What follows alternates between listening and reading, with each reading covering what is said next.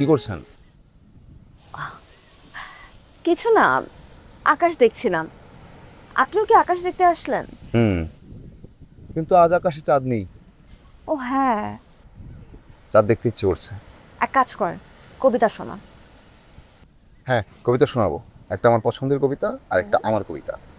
বাবা, আপনি তো দেখি একদম কবিদের মতো করে কথা বলা শুরু করে দিলেন। আমরা তো সবাই কবি। হুম? হ্যাঁ, কারো কারো কবিতার ছন্দ মেলে, কারো কবিতার ছন্দ মেলে না। আসলে আমাদের সবার অনুভূতিটাই কবিতা। বাহ, কি সুন্দর উপলব্ধি আপনার। শোনান, একটা কবিতা শোনান।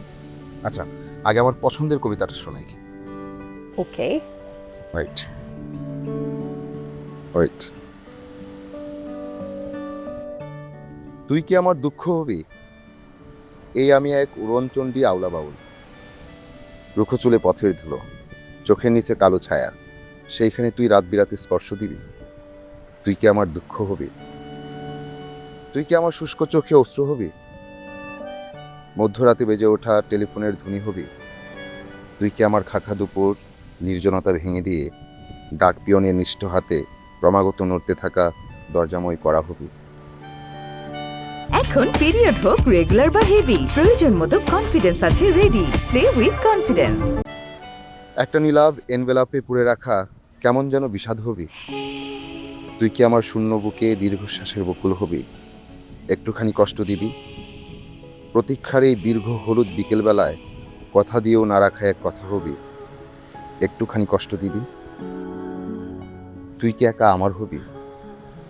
তুই কি আমার একান্ত এক দুঃখ হবি?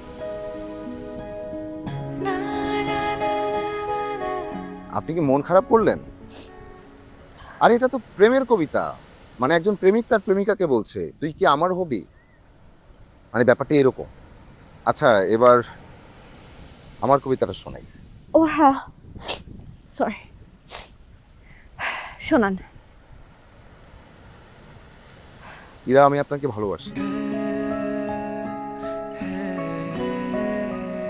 কেন ভালোবাসি, কি কারণ, আমি কিছু জানি না।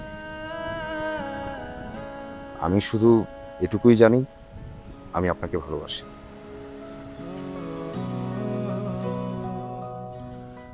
আমার কবিতাটা এতটুকুই।